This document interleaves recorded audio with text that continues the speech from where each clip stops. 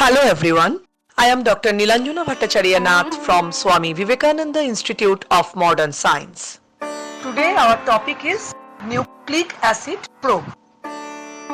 Before starting the overall topic, first we have to know what is probe. Nucleic acid probes are labeled DNA, RNA and oligonucleotide which used in hybridization based technique to locate and bind DNAs and RNAs of complementary sequences. A probe is normally a short sequence of nucleotide bases that will bind to specific regions of a target sequence of nucleotide, and the degree of homology between target and probe results in stable hybridization. So as we are talking about nucleic acid, obviously DNA, RNA, both types of probes are there, and DNA or RNA fragments which are used to recognize complementary sequences of DNA or RNA are referred to as either DNA probe or RNA probe respectively, or as molecular probes. Probes can range in size from as short as 10 nucleotide bases to as long as 10,000 bases or more. Whenever we are talking about their molecular weight, then we can say the molecular weight of approximately 3,300 to maximum up to 33 lakh. And the most common size range for most probes is between 14 to 40 bases. So these are basically widely used probes. And for statistical uniquences, a minimum of 20 nucleotide bases are usually needed for a probe. So for proper hybridization or successful hybridization, we can use minimum 20 nucleotide bases. Next question is, which probe is best, short or long? Short probes tend to hybridize nucleic acids at very high rates, whereas longer probes may require reaction times of hours to achieve a stable hybridization. Again, short probes do have some disadvantages. They are subject to more non-specific hybridization, are limited in specificity, and more difficult to label. So normally longer probes, they are very much site specific, sequence specific, and long probes hybridize more stably than short probes at high temperatures and low salt concentration. Now the basic types of probe, depending on their source, we can divide the overall nucleic acid probe under two broad categories. One is radioisotope labeled probe and there is non-isotope labeled probe. So as the name implies, radioisotope labeled probe are the radioisotopes. They provide excellent sensitivity and compatibility with many labeling techniques. And the widely used and frequently used isotopes for nucleic acid probe synthesis are 32P, 3H, 35P, 33P. 33P basically is used less frequently. So rest are the widely used probe. Now the disadvantages of radioisotope labeling. So normally we avoid the radioisotope probes or radioisotope labeling. Instead of that, we are using non-radioisotope probes. But what are the disadvantages? Number one, short half-life of the isotope. Number two, potential health hazards. As we all know, handling with the radioisotopes, these are very much toxic to the human health. Requirement of containment of radioactivity, high purchase and disposal costs, they are very much costly. No possibility of repeated probing. If we are using any one probe, so after completion of the use, next we have to choose second one. And last, need for relatively long detection period. So after completion of the process, whenever we want to detect the probe sequence, the detection process is very much long. Next, non-isotopic labeling. Most acceptable and widely used non-isotopic probe is biotin.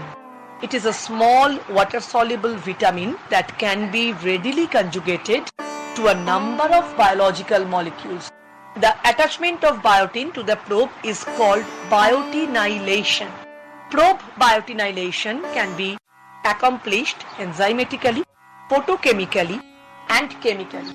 So other than biotin, digoxygenin, fluorosin, they are another types of non-isotopic probe. Next, procedure of use biotin.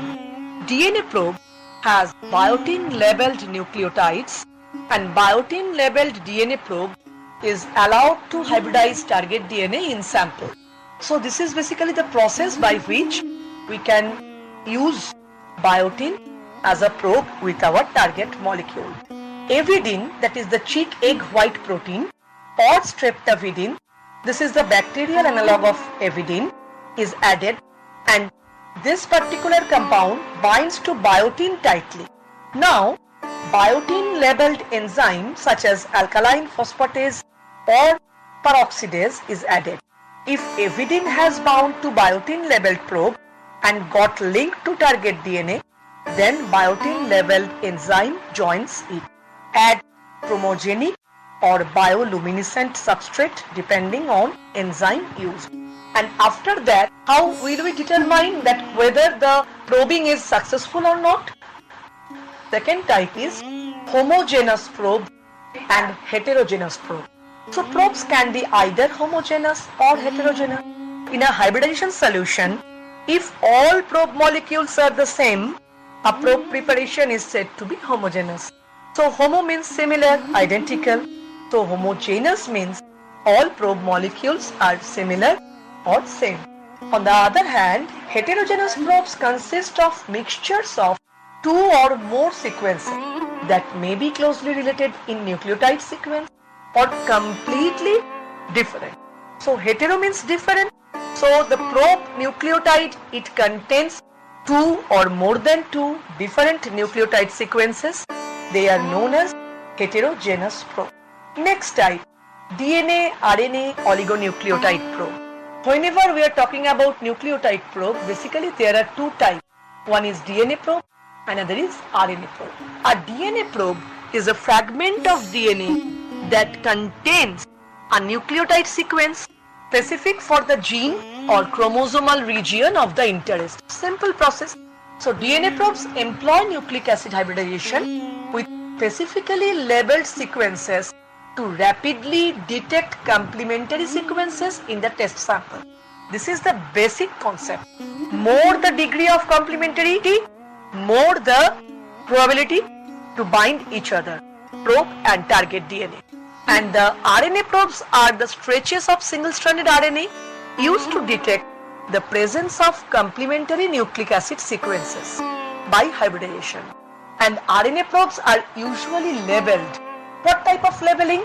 For example, with radioisotope, epitope, biotin, fluorophore to enable their detection.